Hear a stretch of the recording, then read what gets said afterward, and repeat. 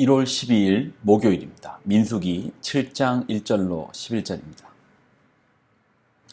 모세가 장막 세우기를 끝내고 그것에 기름을 발라 거룩히 구별하고 또 그 모든 기구와 제단과 그 모든 기물에 기름을 발라 거룩히 구별한 날에 이스라엘 지휘관들과 곧 그들의 조상의 가문의 우두머리들이요 그 지파의 지휘관으로서 그 계수함을 받은 자의 감독된 자들이 헌물을 드렸으니 그들이 여호와께 드린 헌물은 덮개 있는 수레 6대와 소 12마리이니 지휘관 2사람의 수레가 하나씩이요 지휘관 1사람의 소가 1마리씩이라 그것들을 장막 앞에 드린지라.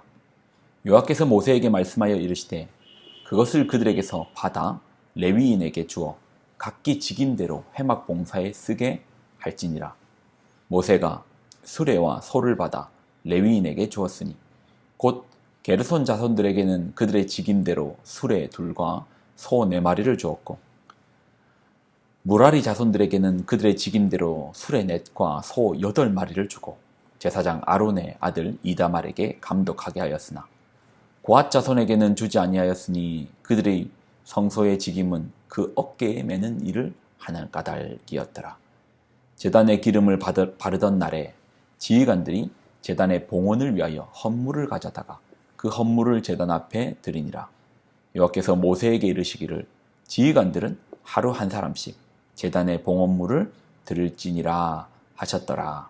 아멘. 기도하겠습니다. 하나님, 주시는 말씀을 귀히 붙듭니다. 때로는 어떤 말씀들은 무겁습니다.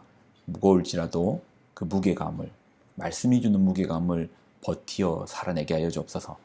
영광과 감사를 드립니다. 예수님의 이름으로 기도드립나이다. 아멘.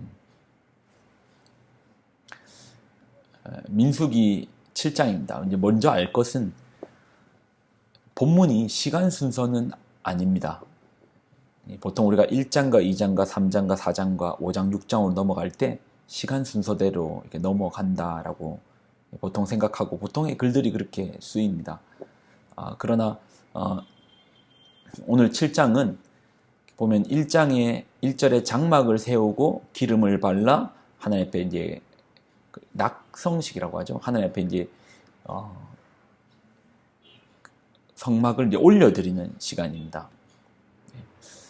그런데 이 장면, 그 모세가 그 출애굽기에서 성막이 완성된 해가 둘째 해 1월 1일이거든요.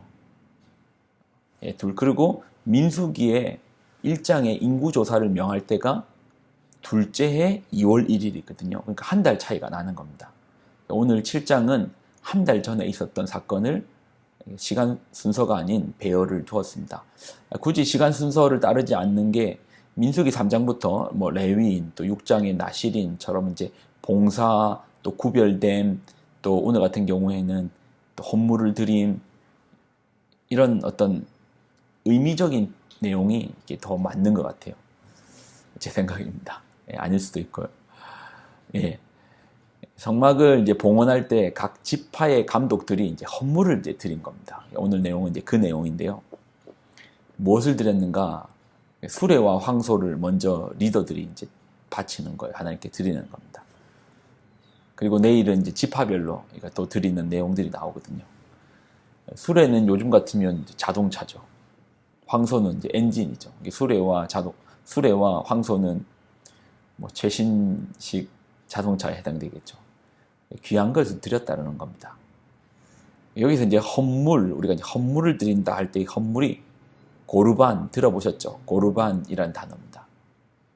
그리고 헌물을 드리는 행위 자체를 카라브라고 합니다. 좀 비슷하나요? 고르반과 카라브? 그러니까 고르반이라는 말 자체가 카라브의 파생어거든요. 신앙생활을 하면서 하나님 앞에 예물을 드리는 것이 꼭 쉽지만은 않습니다. 그러다 보니 헌물을 드린다, 예물을 드린다라는 부분을 설교 가운데 잘 하지 않죠. 저도 굳이 안 하는데, 근데 할 때가 있습니다. 저희처럼 본문의 흐름을 따라 설교하는 강해 설교자의 경우는 본문에서 그 내용을 이야기할 때는 이건 뭐 빠져나갈 수가 없죠. 본문이 이야기하는데 그 내용을 빼고 말할 수가 없는 것이죠. 오늘 본문에 예물을 드린다라는 말은 이제 카라브라고 했잖아요. 예물을 드리는 행위 자체를, 예물 자체는 고르반이고 예물을 드리는 자체를 이제 카라브라는 행위인데, 카라브라는 의미가, 그러니까 예물을 드린다. 그러니까 히브리어 같은 경우는 이제 의미 중심으로 이제 단어들이 설명되잖아요. 예물을 드린다. 이 속에 이제 담겨 있는 또 여러 이제 의미 중에 어떤 의미가 있냐면 가까이 가다라는 의미가 있어요. 가까워지다. 그러면 이렇게 또 해석이 되겠네요. 하나님께 예물을 드리는 것은 하나님과 가까워집니다.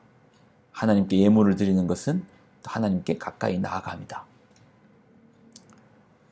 목회자로 있다 보니 이제 그런 상황들을 봅니다. 하나님과 하나님 앞에 헌금 생활이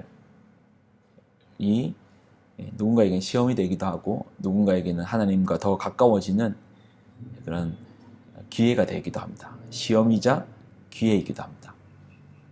에이, 목사님, 마음만 잘 챙기면 되지. 신앙을 진심으로 마음으로 드리면 되지. 예물을 드리는 것이 꼭 그렇게 중요합니까? 예수님께서 이렇게 말씀하셨네요. 내 보물이 있는 그곳에는 내 마음도 있대요. 우리 마음이 그렇게 대단한 게 아닙니다.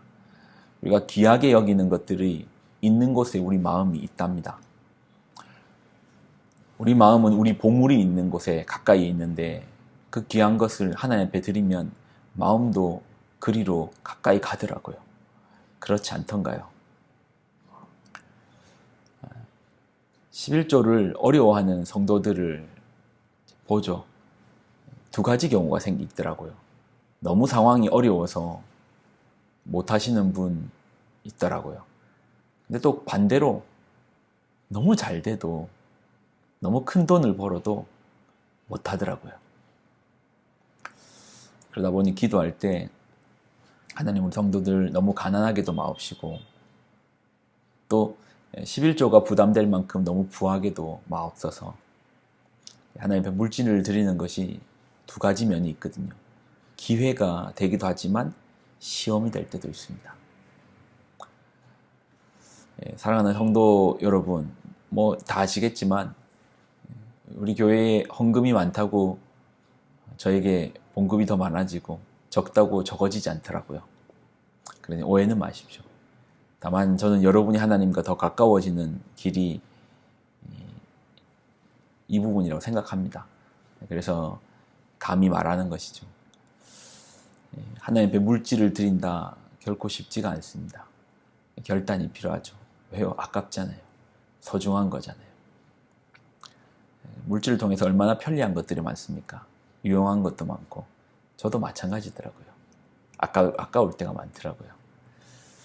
그러나 가장 소중한 것이 무엇인지, 우리가 가장 지킬 것이 무엇인지, 우리가 가장 우선할 것이 무엇인지, 가장 귀한 것을 위해서 조금 덜 귀한 것은 내려놓을 수 있는 것이 그게 지혜지 않습니까?